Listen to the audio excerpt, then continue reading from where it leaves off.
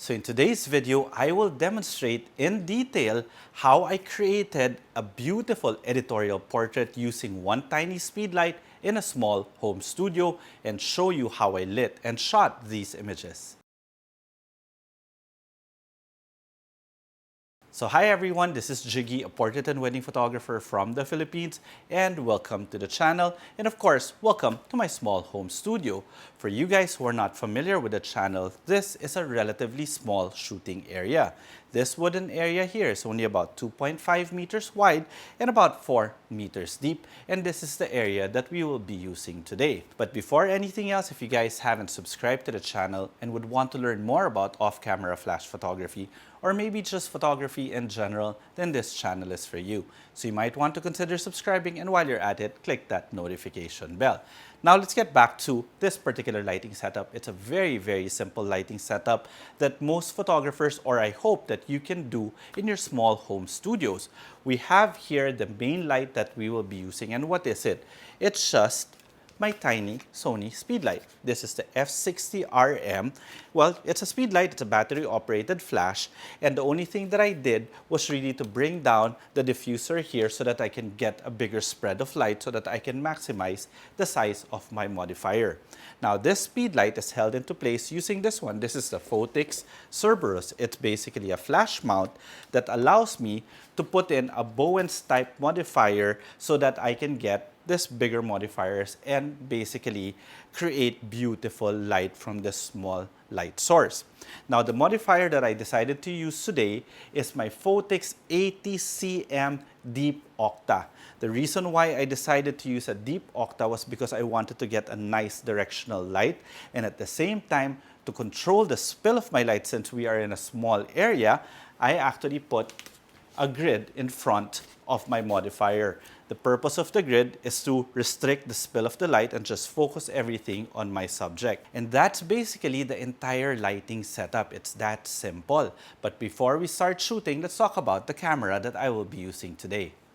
So the camera that I'm using today is my Sony a7R Mark V, and the lens that I chose is my 90mm f2.8 macro from Sony. To be honest, this is one of the most underrated portrait lenses, but one of my favorites because it is a macro lens and it's 2.8, so I can go in really close, which I am now in this particular shoot. Now my settings are 1/250 f4 ISO 100. But basically, you can see it here. This is my iPad. I am actually tethered to my iPad. So this is a live view of what my camera is seeing. So every single image that you will be seeing is actually straight out of the camera. Absolutely no editing will be done unless stated otherwise, which usually comes at the very end of the video when I show you the final output. Now, what you're seeing now is actually not an actual representation of the exposure right now, because right now, live view is turned off. But if I want my live view turned on, I'll just have to turn on my flash trigger, which by the way, is a WRC1M, which wirelessly controls my F60RM, and I can change all my flash settings within my camera or my camera menu system. So the moment I turned it off, you could see that it became pitch black. That is the real exposure now of this scene as my camera sees it. The moment I turn on my flash trigger, it will deactivate live view so that I can see what I am shooting. Alright, then lastly, my white balance is set at 5600 Kelvin because this light is rated at 5600 Kelvin. So with that out of the way, I think it's time for me to call in my wife, Coco, who will be my subject for today. Come on in, babe. You look totally amazing, babe.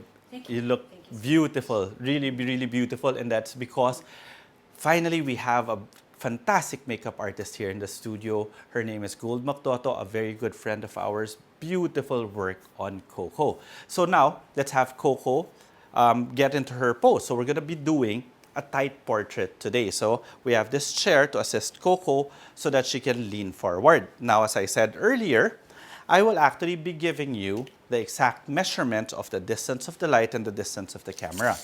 So the light right now is only about a foot away from the face of Coco.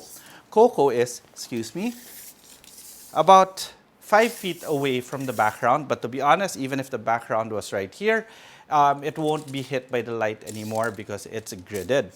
Then Coco is about, give or take, 4 feet away from the camera, and the height of the light to center is about 5 feet. Okay? So, let's start shooting. But today, instead of actually having the camera on a tripod, I'm going to hand hold this. So it might be slightly shaky, but please bear with me because I just want to get this beautiful portrait of Coco. There's hair right here. Fantastic. Nice. I love it. Tilt your head this way. Good. And that alone is already a beautiful portrait. But of course, I won't stop there. I want to shoot some more. You look fantastic, babe. Gold did such an amazing job. Nice. Very nice. Oops, let me go. I'll go a bit lower. And that's the reason on why this is handheld. It's because, excuse me, one more, babe. Sorry. Perfect. There we go. Love it. Chin up some more. Nice. You could see how it looks like. Are you happy with it? Looks fantastic. Now, normally, I have my camera at about eye level of my subject. But today, I wanted it slightly lower so that I can give more power to the image, to the subject now. So I'm shooting her from below, but it's very difficult to do this, especially if a person has a double chin. But since Coco doesn't have one, I can shoot her from below and show more power. Can you lock in your shoulders slightly? Yeah, there we go. Then tilt head this way, chin towards me. Then look up. There we go. Oops. And I think I need to change the battery of the flash. Profile to your side. Yeah, just like that. I want to shoot you like this.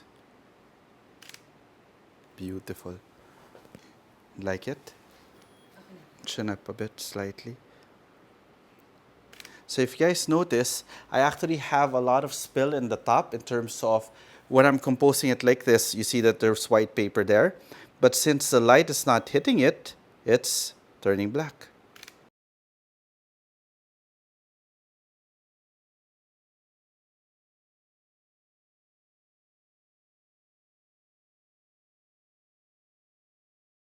And that's how easy it is to create beautiful editorial beauty portraits in a small home studio using just a tiny speed light. The key here is the fact that I had my light gridded so that I can actually control the spill of the light. Now, if you guys have any questions with regards to this video, feel free to leave them in the comment section below. Now, if you want to see some of the images I've already created, you could find me on Instagram, TikTok, and Facebook, all at Jiggie Alejandrino. Okay, till the next video.